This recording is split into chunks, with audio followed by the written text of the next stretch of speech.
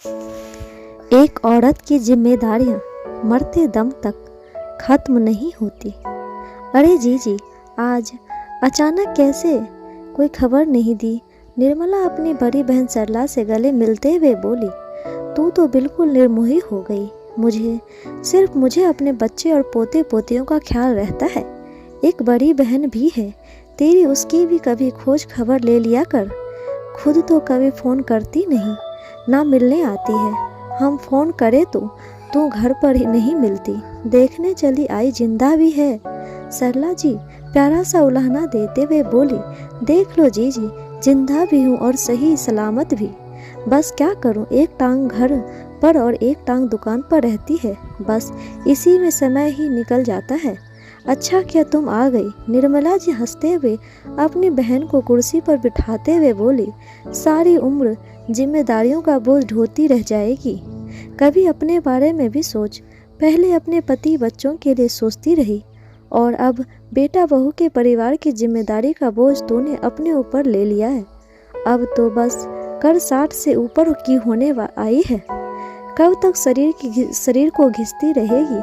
आराम दे बहन, तेरी हड्डियां बूढ़ी हो गई, इनमें जवानी जितनी ताकत नहीं। बैठ गई ना तो सोच ले।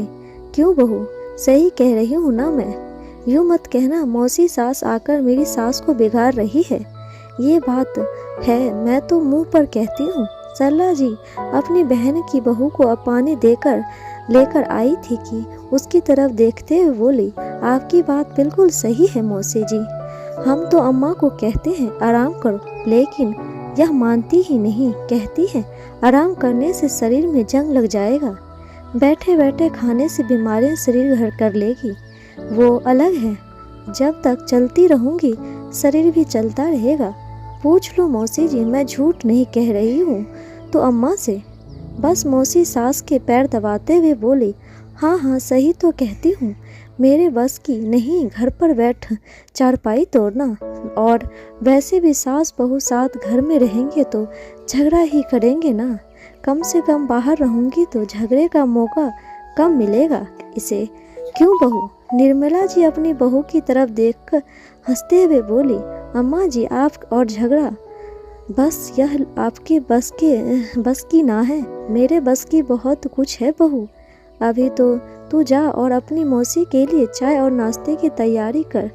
तुझसे तो मैं बाद में निपटूंगी। निर्मला जी अपनी बहू को प्यार से डांटते हुए आदेश देते हुए बोली, निर्मला तेरी बहू वाकई में बहुत अच्छी है, इसमें कोई दो राय नहीं। बेटा बहू तुझे आराम करने के लिए कह रहे हैं तो तू ही क्यों बुढ़ापे में इतना खट रही है। आराम कर बहन, बहुत काम कर लिया से। सरला जी अपनी बहन को समझाते हुए बोली, आराम किसको प्यारा नहीं जीजी, लेकिन जब पता हो घर के हालात सही नहीं तो जिम्मेदारियों से मुंह मोड़ आराम करना मुझे तो अच्छा नहीं लगता। मैं समझती नहीं क्या महेश का काम धंधा अच्छा नहीं चल रहा है, कुछ दिक्कत है, यह तो तुम्हें पता ही है जीजी की। महेश के पिता को कोरोना हुआ तो उसके इलाज में सारी जमा पूंजी खर्च हो गई और उसके बाद भी उन्हें बचाया ना जा सका। महामारी तो चली गई, लेकिन अपने साथ घर के मुखिया वो जमा पूंजी को भी अपने साथ ले गई। इसीलिए महेश ने अपनी दुकान से सामान की घर घर जाकर डिलीवरी भी शुरू कर दी है और किराने के 1-2 सामान की एजेंसी भी ले ली है, जिसमें वह सामान को दूसरे दुकानदारों को बेच थोड़ा मुनाफा कमाने की कोशिश में लगा है। जब वह डिलीवरी के लिए जाता है तो मैं उस समय दुकान पर बैठ जाती हूँ। पोती अभी 7-8 महीने की है, इसीलिए बहू को दुकान पर बैठा नहीं सकती। दोनों बच्चों की देखभाल के लिए वह घर पर ही रहती है और इस बीच सारी में फॉल पिको भी कर लेती है।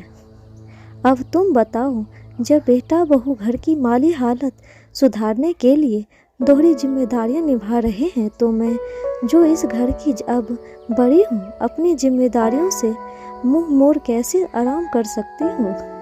बस बेटे का काम धंधा एक बार फिर से अच्छे से चल जाए, फिर देखना तुम्हारे पास महीना रुकने आया करूँगी और फ़ोन पर भी घंटों तुम्हारे काम खाया करूँगी, सारी शिकायतें दूर कर दूँगी।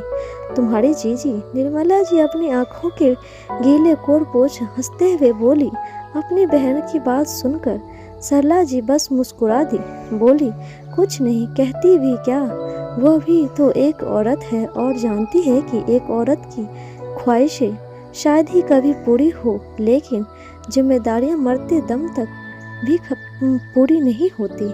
रसोई में चाय बनाती हुई बहू के कानों में भी अपनी सास की बातें सुन पड़ी और सास की विचार सुनकर उसकी आंखें भी गीली हो गई। दोस्तों, कैसी लगी आपको कहानी? कमेंट बॉक्स में ज़रूर बताइएगा। लाइक शेयर सब्सक्राइब जरूर कीजिएगा। धन्यवाद।